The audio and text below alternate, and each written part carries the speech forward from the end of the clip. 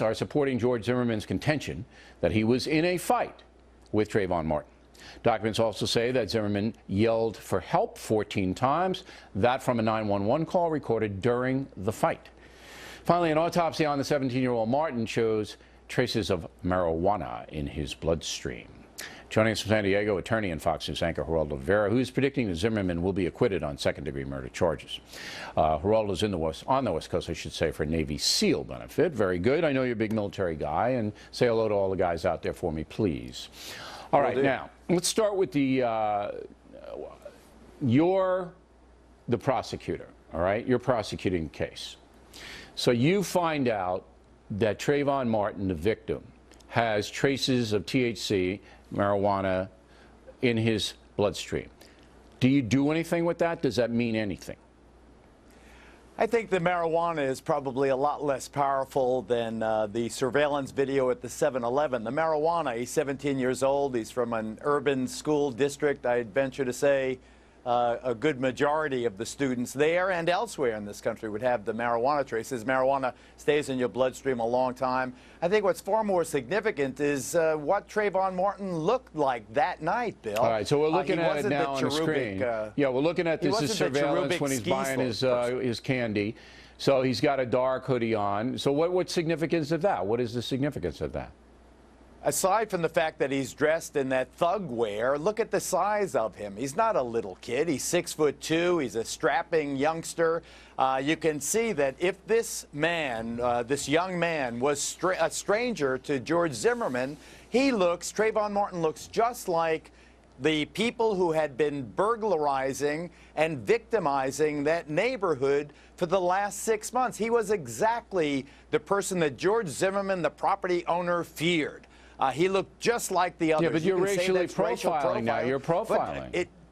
Profiling is based on a reasonable comparison. It may be profiling, Bill, but if he looks just like everybody else that committed the crimes in my neighborhood, that's the person I'm going to focus my suspicion. I mean, I'm just playing devil's advocate here in the sense that I want to know why that is important. And you say because that supports Zimmerman's contention that this was a suspicious figure, Trayvon Martin. Okay. Marijuana, you say, doesn't matter, doesn't alter anybody's state. The jury's not going to really care about that. All right, that's your opinion. Now, they have, and I don't know why Angela Corey releases this to the public. Maybe you can tell me.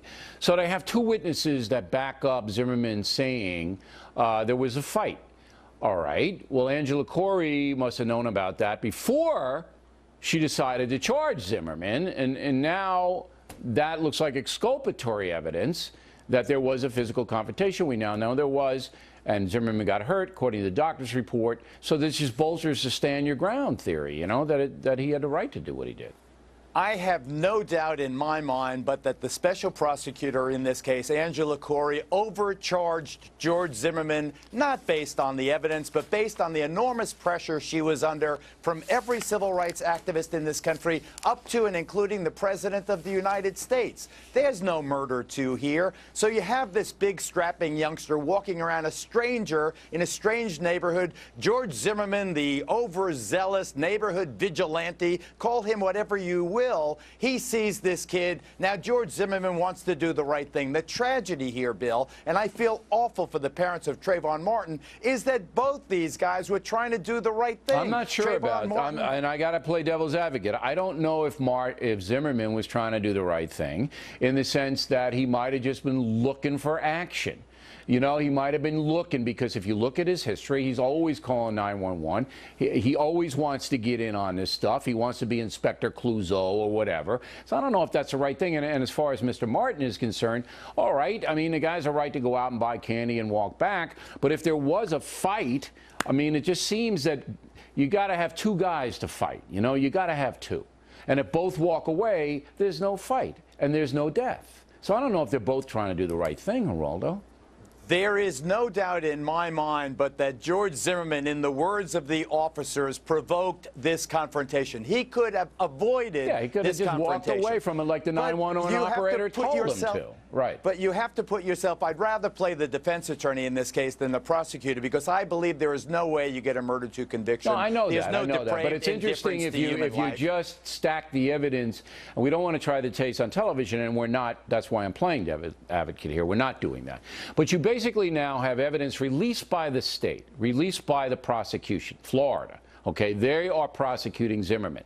So I don't know why they're putting this out there. They're the ones that brought the charges against Zimmerman. Why are they putting this out so that a guy like you, or certainly a guy like me, can go, you know what? They really don't have much of a case here. Why are they're almost like sabotaging their own case? Because they were under tremendous pressure from freedom of information requests from the media, from the clamoring, from the chorus. Everybody wants to see what this case is about. I think that what she did in releasing these redacted documents was not that unusual, but what the documents reveal, and it is unavoidable. Forget about stand your ground. This isn't about stand your ground. This is about a fight. This is about a big kid fighting this kind of squatty guy who had the 9mm in his waistband, and the witnesses suggest that Trayvon Martin whacks him, and his knuckles both have cuts on them. Zimmerman's face is now, his nose is broken, his eyes are blackened. He falls down. He's got the cuts on the back of his head. The back of his clothing is wet from being tossed down on the sidewalk and then into the grass. This was a fight. So the witnesses say Trayvon is straddling George Zimmerman, and he's punching the hell out of him like a mixed martial artist, in the words of one of the witnesses. So what does Zimmerman do? Pops After him. crying help, according to the witness, he pulls the 9mm and he shoots him, and he's so close that the muzzle blast singes the clothing of the young man. It's awful. Neither, as I said again, neither, I think, went out there looking to commit a crime. I mean, at this point, but both are now. At this point, I don't know even this. I don't know if there even will be a trial. Maybe there'll be a plea or something like that. Let's hope. I want a plea. I want George Zimmerman, because these parents deserve I gotta go, something. Geraldo. They lost their teenager. Absolutely. You know, let Zimmerman plead to a misdemeanor or manslaughter with no jail time or little jail time. I don't know if that's going to stop the braying crowd, though, but we'll see. Geraldo, Well, it may thank not you. stop the federal government. And we would like you to vote in our BillO'Reilly.com poll. We're asking at this point, based upon what you've seen, do you believe George Zimmerman will be convicted of second-degree murder? Yes or no? BillO'Reilly.com. We'll give you the results on Tuesday.